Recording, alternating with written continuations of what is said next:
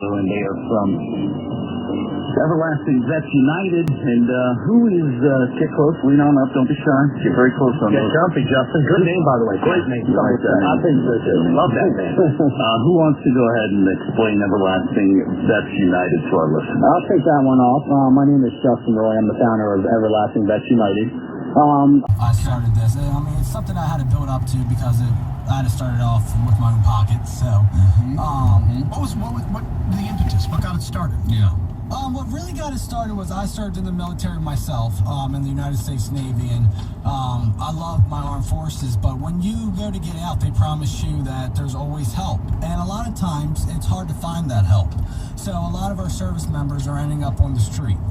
And then we do walks around Baltimore, and we just start talking to people, and you see how many homeless veterans there truly is, and for them to get help takes an arm and a leg. I mean, a lot of veterans don't have resources like we do, so it's not like they can just jump on a bus and go down to someplace and find the help that they need. I mean, the Veterans Affairs is very hard to get a hold to Isn't sometimes. that baffling, considering the job that they do, that they should be jumping to the front of the line of people that should get assistance when it comes to employment when they return, if there's housing difficulties, if there's financial or health difficulties. You saw everything that happened years ago at Walter Reed. That was just appalling. So I'm glad an organization like Everlasting Vets United exists, but it's a shame that it does have to exist. I'm glad you're doing it. Well, it truly is a shame. I mean, and if you contact Veterans Affairs or anybody else, you see, we have a program in place, and we'll make sure it happens for them. But I mean, it's 1 out of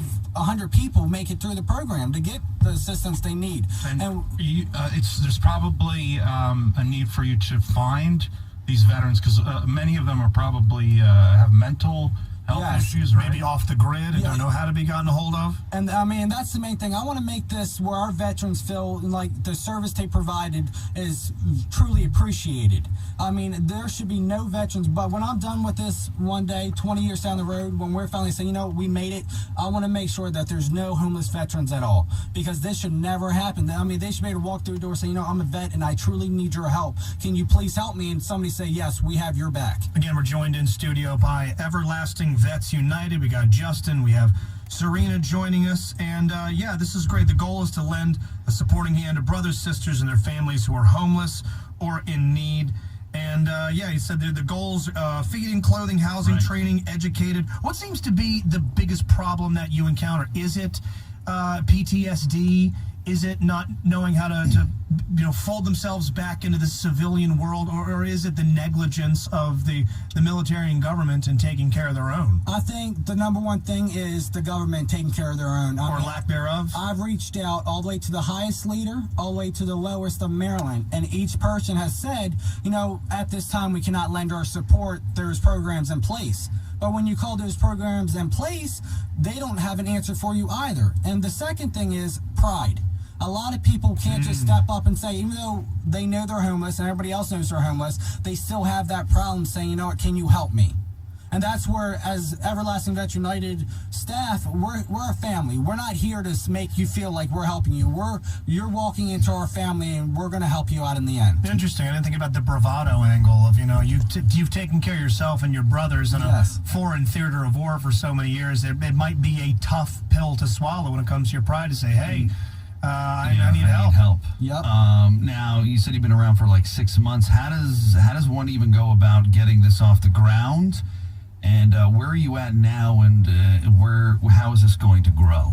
Well, right now, the first thing we had to do was make it legal. So we filed all the paperwork we had to do, did everything through the state of Maryland, made sure that, when we start this off, we want to start off on the right foot, because we want nothing to stop us at all. Right, it's going to be difficult. Yeah, so we made sure we did every little thing we could, and that's why it's taken so long, because every penny that started has personally come out of my pocket for this. So I wanted to make sure that we got this going in the right direction so that nobody can ever say, stop right there. You can't help anybody else. And Serena, a friend of yours just checks in Lulu B on Twitter, at Team Lulu. She's a regular listener, regular Twitter follower of ours. She says, loves you, loves the program. So she's glad to have you in with. And what is this thing you placed in front of Scott here? You brought in some pirate treasure, something from the bottom of the sea. What is that? That is a wine and food basket. Open up that. I love both.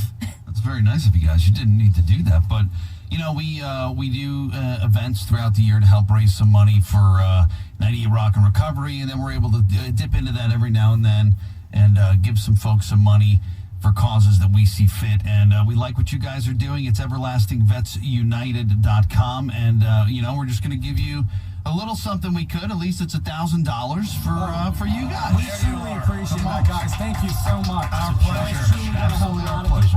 Thank you a lot. It's a gigantic check, a check that I've been asking to get for years around here instead of my standard direct deposit. Management, if you're listening, would still love to get paid in gigantic, comically large checks. What are we all? Thank you. How else can others help? And what do you need help with anything? I mean, I know your overall goals are feeding, clothing, housing, training, educating, counseling, and job placement for vets. How can five dumb cowards like us help? It seems like a big undertaking.